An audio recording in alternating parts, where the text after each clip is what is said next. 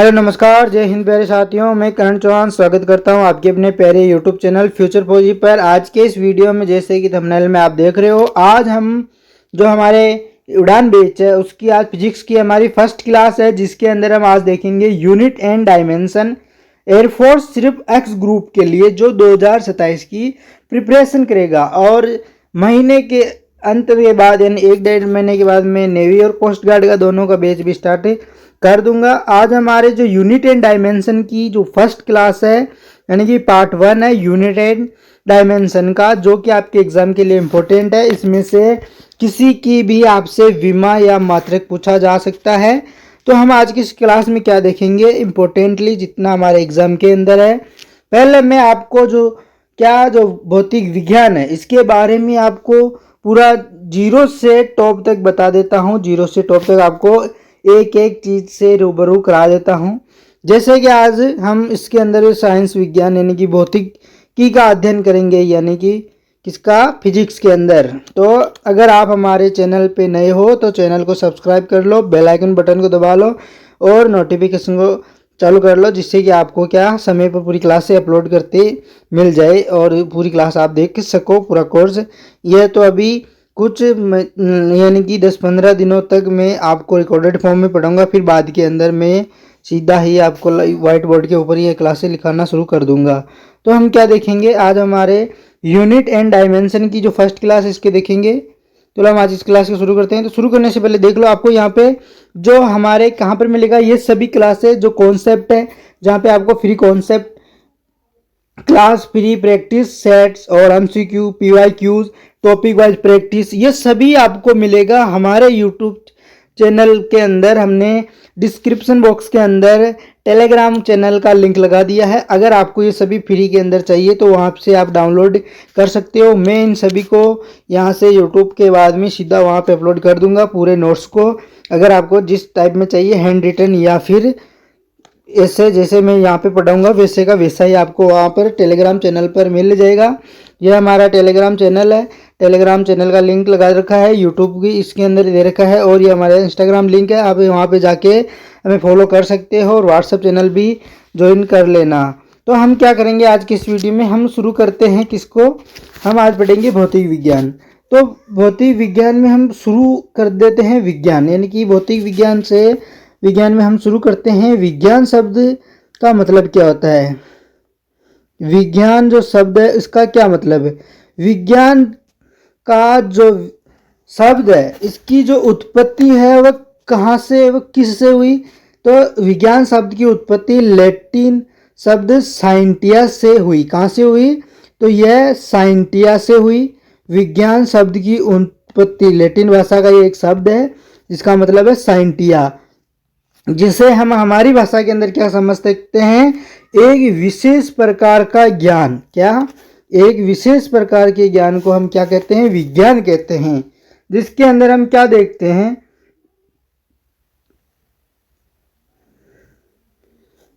इसके अंदर हम विज्ञान के अंदर हमारे पास बहुत सारी शाखाएं होती है, जैसे भौतिक विज्ञान, रसायन विज्ञान, जीव विज्ञान, वनस्पति विज्ञान, खगोलीय विज्ञान, कंप्यूटर विज्ञान। ऐसे हमारे इसके अंदर बहुत सी इसकी शाखाएं भी होती है। उसमें से हमारा एक भाग है भौतिक विज्ञान, जिसकी हम यहाँ पे चर्चा करेंगे। जो यहाँ पे साइंटिया शब्द किसका है, तो यह लैटिन भाषा का जो एक शब्द है, विज्ञान से बना हुआ है और इसके बहुत सारे भाग होते हैं। उनमें से हम आज पढ़ेंगे क्या, भौतिक विज्ञान। तो हम यहाँ पे भौतिक विज्ञान की यहाँ पे चर्चा करेंगे। भौतिक विज्ञान क्या होता है, भौतिक विज्ञान। भौतिक विज्ञान यहाँ पे लिख लो। अगर आपको जीरो से टॉप तक पढ़ना है तो आपको हर एक पॉइंट को समझकर ही चलना पड़ेगा। भले मैं क्लास को छोटी बनाऊं लेकिन आपको पूरा कोर्स पूरा अपलोड करता रहूँगा अपना रही इसी चैनल पे प्लेलिस्ट के तौर पर। भौतिकी यानी कि जो भौतिक विज्ञान होती है वह क्या होती है, यह विज्ञान की वह शाखा है। आप यहाँ पे लिख सकते हो, विज्ञान की वह शाखा, विज्ञान की वह शाखा, विज्ञान की वह शाखा विज्ञान की वह शाखा है जिसके अंतर्गत, किसके अंतर्गत, विज्ञान की शाखा के अंतर्गत, जिसके अंतर्गत हम किसका अध्ययन करते हैं, जिसके अंतर्गत हम द्रव्य द्रव्य और तथा ऊर्जा के मध्य, किसके मध्य, ऊर्जा द्रव्य तथा ऊर्जा की जो आपस में जो क्रियाएं होती है उनके बारे में हम जो अध्ययन करते हैं उसे हम भौतिक विज्ञान कहते हैं, यानी कि उसे हम भौतिकी कहते हैं। ऊर्जा तथा ऊर्जा और उनकी, लिख लो यहाँ पे, और उनकी परस्पर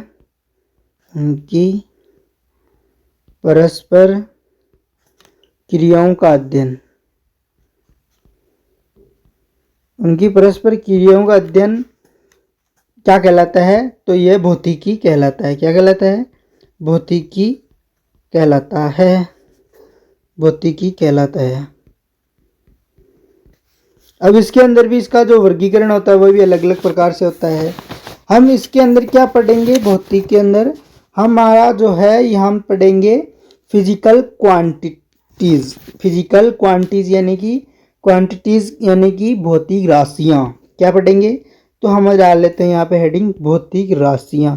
क्या होती है भौतिक राशियाँ, तो हम उनके बारे में यहाँ पे चर्चा करेंगे। तो यहाँ लिख लेते हैं भौतिक राशियाँ। जितना इम्पोर्टेंट होगा मैं उतना ही लिखाऊंगा, ज़्यादा नहीं लिखाऊंगा, क्योंकि आपके एग्ज़ाम में ज़्यादातर नहीं पूछा जा सकता है। जितना पूछा जाता है मैं उतना ही बताऊंगा।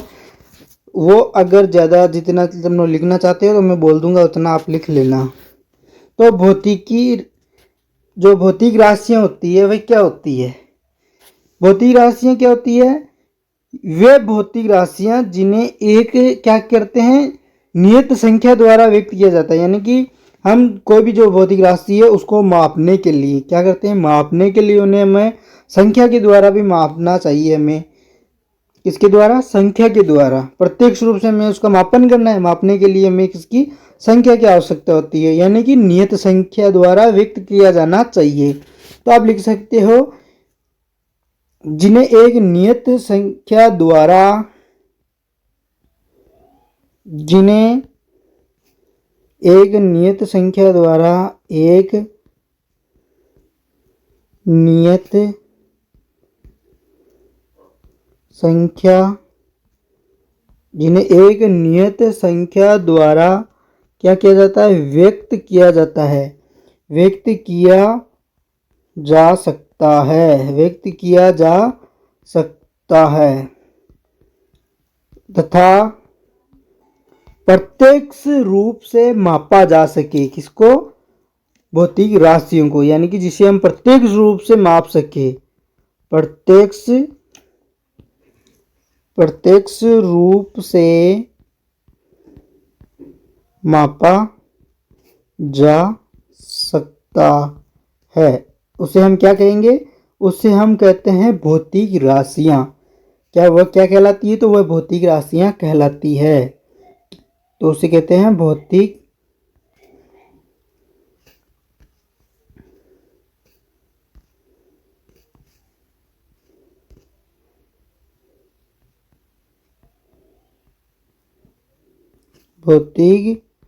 राशियाँ, भौतिक राशियाँ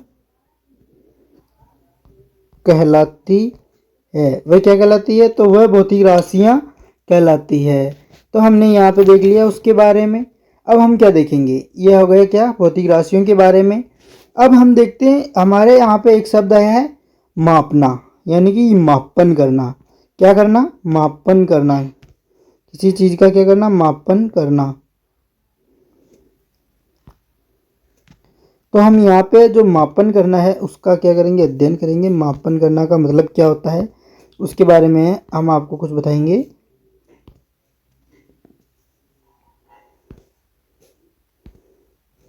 यहाँ पे हमारे यहाँ पे जो शब्द है मापन करना,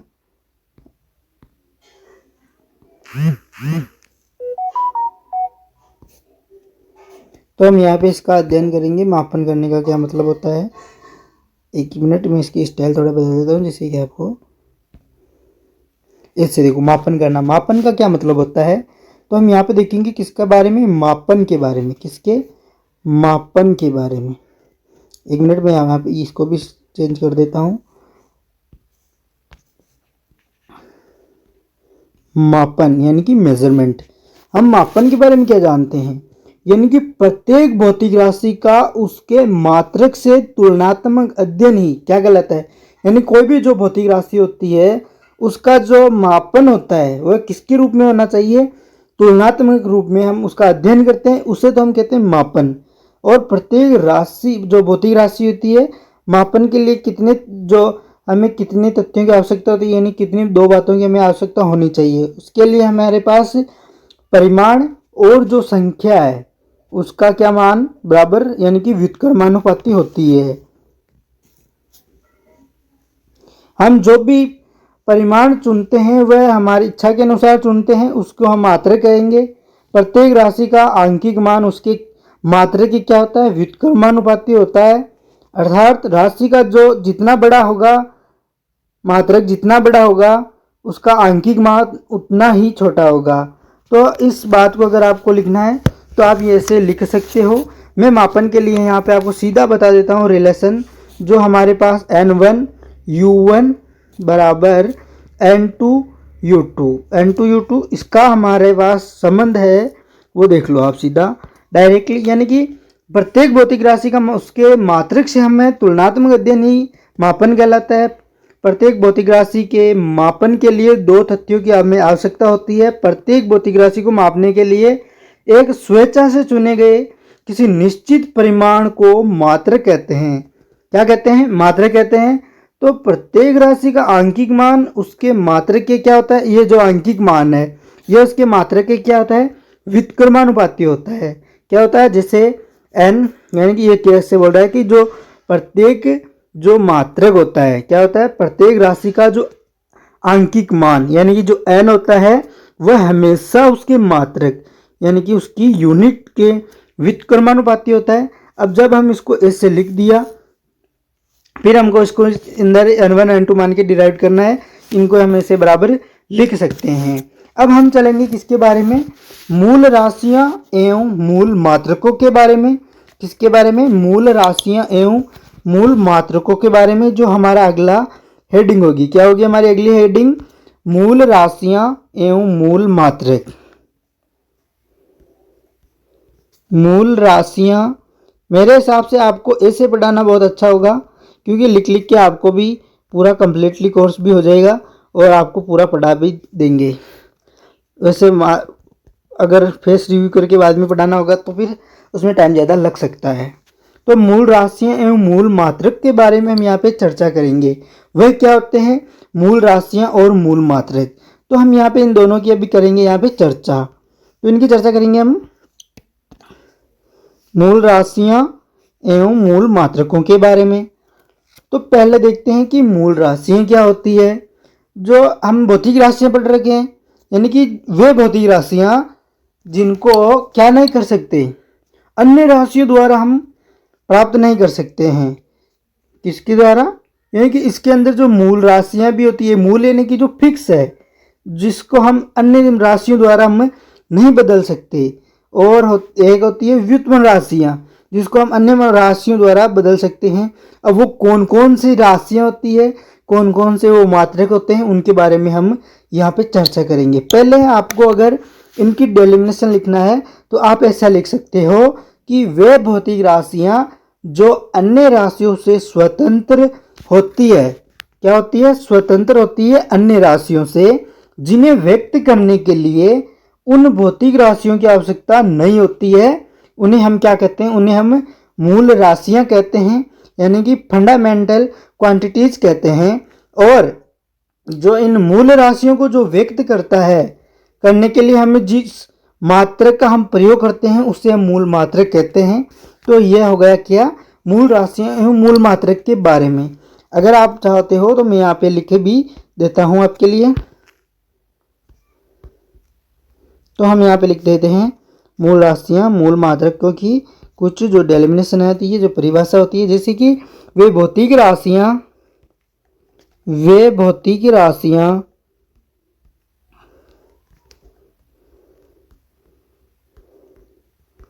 वे भौतिकी राशियां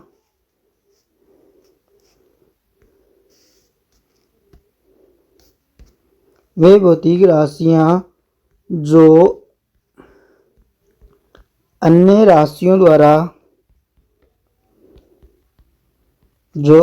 राशियों से क्या होती है, जो अन्य राशियों से स्वतंत्र होती है। क्या होती है? जो अन्य राशियों से तो होती है स्वतंत्र होती है, तथा जिन्हें व्यक्त करने के लिए जिन्हें जो स्वतंत्र होती है व्यक्त करने के लिए, व्यक्त लिखना जरूर नहीं था लेकिन व्यक्त लिख देते हैं, जिन्हें व्यक्त करने के लिए हमें किसकी आवश्यकता होती है?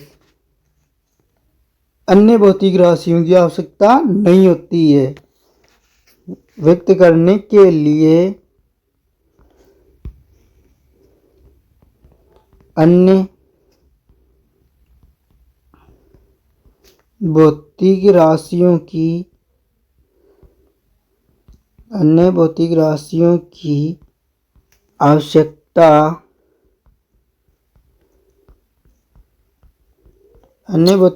की आवश्यकता नहीं होती है। क्या नहीं होती है? अन्य भौतिक राशियों की आवश्यकता नहीं होती है। वैसे तो आपने ये सब 11th के अंदर पढ़ लिया है। 11th के अंदर आपको इनकी परिभाषा, लैंग्वेज सबके बारे में बता रखा है, लेकिन एक बार आपको वापस रिवीजन करा दिया जाता है। उन्हें हम कहते हैं मूल राशियाँ। वो क्या कहलाती है? तो वह मूल राशियाँ कहलाती है। क्या कहलाती है? तो वह मूल राशियाँ कहलाती है। और मूल राशियों को व्यक्त करने के लिए जो हम इन मूल राशियों को व्यक्त करते हैं, मूल राशियों को व्यक्त करने के लिए मूल राशियों को व्यक्त करने के लिए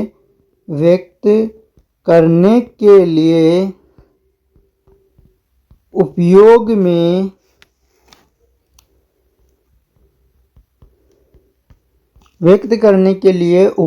में लाए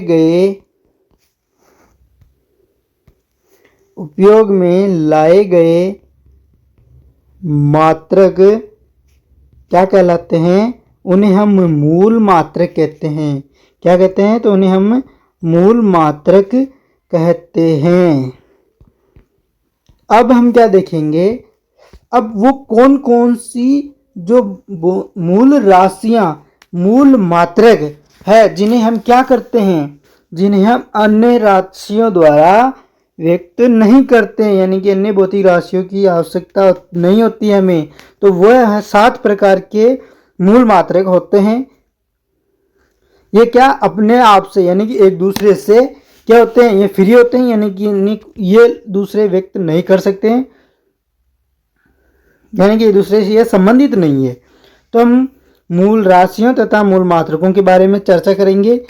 पहले हम यहाँ पे लिख देते हैं मूल राशियां तथा मूल मात्रक, और उनका जो क्या किससे से दर्शाया जाता है। तो यहाँ पे लिखेंगे हम मूल राशियां,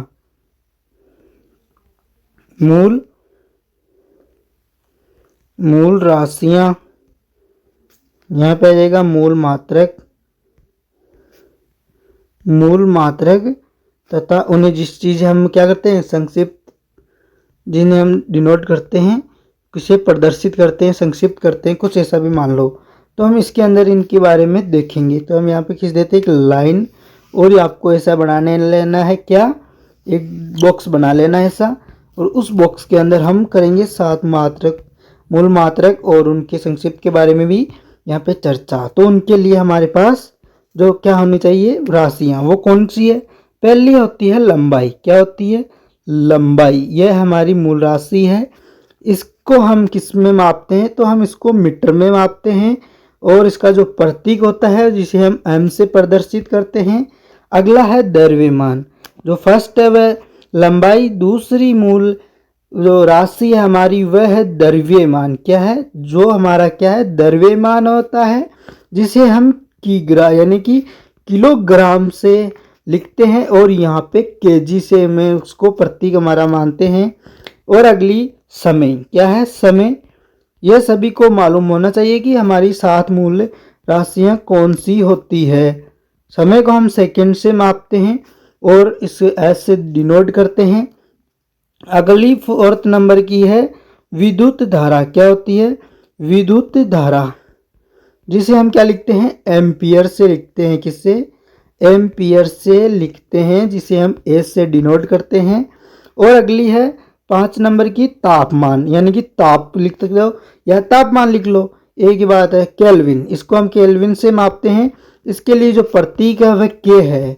अगली हमारी 6 नंबर की है, वह क्या है, तो वह ज्योति तीव्रता। क्या है, ज्योति तीव्रता। ज्योति तीव्रता, इसको हम किससे मापते हैं, तो इसको हम कैंडिला से मापते हैं। किसको, ज्योति तीव्रता को हम कैंडिला यानी कि CD। और अब हम देखते हैं किसके बारे में, हमारी अगली और लास्ट है 7 नंबर की, वो कौन सी है, तो पदार्थ की मात्रा। पदार्थ की मात्रा, तो इसको हम किससे मापते हैं, मोल से मापते हैं, जिसके अंदर हम ये लिख दो, इसको हम इससे डिनोट करते हैं। ये हमारी 7 प्रकार की मूल राशियां हो गई। कौन कौन सी है, जैसे कि लंबाई, जिसे हम मीटर से मापते हैं। अगला द्रव्यमान, जिसे केजी से मापते हैं।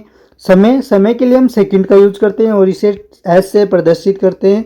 विद्युत धारा को हम एम्पियर से मापते हैं और ए से इसे डिनोट करते हैं। 5th नंबर की हमारी मूल राशि है वह तापमान है, जिसे केल्विन से कैसे नापते हैं। अगली 6 नंबर की है ज्योति तीव्रता, जिसे हम कैंडिला से मापते हैं, जो CD से इसे प्रदर्शित करते हैं। और पदार्थ की मात्रा, जिसे हम किससे, इसका जो मूल मात्रा क्या होता है वो मोल होता है। तो यह तो रही हमारी क्या मूल 7 जो मूल राशियां होती है।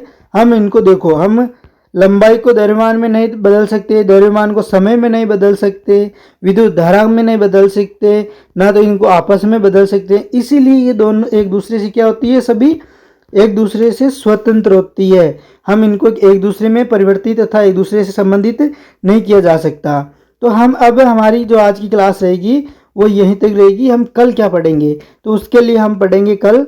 आज तो हमने क्या पढ़ा, आज तो हमने मूल राशियां एवं मात्रक पढ़े थे, ज़्यादा इंपॉर्टेंट है। अब हम कल पढ़ेंगे व्युत्पन्न मात्रक, व्युत्पन्न राशियां एवं उनके मात्रक, और वो कौन कौन सी है वो आपके एग्जाम में इम्पोर्टेंट है। जो एग्जाम में आए हुए हैं वो भी मैं आपको बताऊंगा। व्युत्पन्न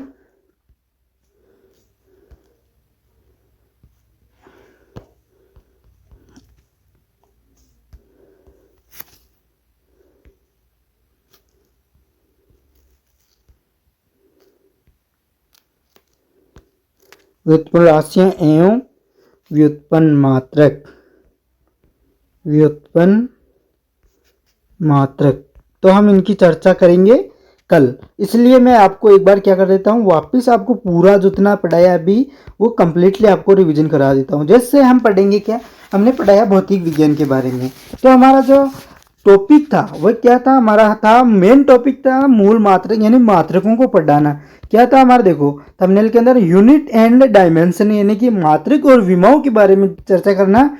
ये तो मैंने आपको इसलिए बताया साइंस के बारे में कि यह इंपॉर्टेंट भी नहीं है, लेकिन आपको समझना भी चाहिए। अगर आपको 11th के अंदर नहीं बताया तो एक बार देख भी लेना कि जो साइंस जो शब्द है वह किससे, लैटिन भाषा शब्द के साइंटिया से इसकी उत्पत्ति हुई है, जिसका अर्थ क्या है, एक विशेष प्रकार का ज्ञान होता है। भौतिक विज्ञान क्या होते हैं, भौतिकी होती है विज्ञान की वो शाखा जिसके अंतर्गत हम किसका अध्ययन करते हैं, द्रव्य तथा ऊर्जा का, उनकी परस्पर जो क्रियाएं होती है उनका अध्ययन करते हैं, उसे हम भौतिकी कहते हैं। भौतिकी के अंदर हम पढ़ेंगे भौतिक राशियां। तो भौतिक राशियां पढ़ने के लिए भौतिक राशियों की परिभाषा आनी चाहिए। राशियां निकालने के लिए हमें क्या करना पड़ेगा, उनका मापन करना पड़ेगा, जिन्हें एक नियत संख्या द्वारा व्यक्त किया जा सकता है तथा प्रत्येक रूप से क्या किया जा सकता है, मापा जा सकता है, भौतिक राशियां कहलाती है। और मापन के लिए हमें क्या चाहिए, जो हमारे पास आंकिक मान है वह मात्रक के व्युत्क्रमानुपाती होता है, और इसके लिए हमने इसका संबंध ऐसे निकाल लिया है, जो आपको 11th में बताया हुआ है, जो आपको ज़्यादातर ये ऐसे कराया है। लेकिन हम पूरा डिटेल से आपको एक एक पॉइंट देख लो, जैसे कि जीरो से पढ़ा रहे हैं, कितना भी इम्पोर्टेंट हो। अगर आप इनको लिखना चाहते हो, अगर आपको याद नहीं है या फिर आपको याद नहीं होता तो आप लिख सकते हो। मूल राशियाँ, मूल मात्रकों के बारे में हम चर्चा कर रहे हैं। अगला जो पॉइंट आ गया वो, जैसे मूल राशियाँ, मूल मात्रक क्या होते हैं। वे भौतिक राशियाँ जो अन्य राशियों से स्वतंत्र होती है तथा जिन्हें हम क्या नहीं कर सकते, अन्य भौतिक राशियों की हमें आवश्यकता नहीं है, यानी कि उसी द्वारा हम उसे व्यक्त नहीं कर सकते हैं। इस प्रकार की राशियों को मूल राशि कहते हैं। और मूल राशियों को व्यक्त करने के लिए हम जिन मात्रकों का उपयोग करते हैं उन्हें मूल मात्रक कहते हैं। तो उनके हमारे पास मूल राशियाँ वो कौन कौन सी है जिन्हें हम अन्य राशियों द्वारा क्या नहीं कर सकते हैं, व्यक्त नहीं कर सकते हैं। तो वो 7 मूल राशियाँ ये है, जैसे लंबाई है, द्रव्यमान है, समय है, विद्युत धारा है, तापमान है, ज्योति है, तीव्रता है और पदार्थ की मात्रा है। तो यह हो गया हमारा, यहाँ तक हमने कंप्लीट कर लिया। अब हम कल करेंगे व्युत्पन्न राशियाँ एवं व्युत्पन्न मात्रक। तो आज के इस वीडियो में मैंने बता दिया कि आपको क्या क्या पढ़ाया है। अगर आपको कम्प्लीटली जो नोट्स चाहिए तो हमारे टेलीग्राम चैनल को ज़रूर ज्वाइन कर लेना, चैनल के डिस्क्रिप्शन बॉक्स में डाल दिया है और ये हमारी तरफ से हमने बढ़ा रखा है। तो आज की क्लास आपको कैसी लगी और स्पीड कैसी थी, आपका किसी भी प्रकार का कोई भी डाउट है तो हमें कमेंट बॉक्स में ज़रूर बताना और वीडियो को लाइक करना, शेयर करना, सब्सक्राइब करना और अपने उस दोस्त तक ज़रूर भेजना जो कोर्स अवेलेबल यानी कि कोर्स ले न सके, कोर्स लेने के लायक ना हो, यानी कि एफर्ट ना दे सके, इतना पैसा नहीं इन्वेस्ट कर सके, तो आप उसको भेज देना।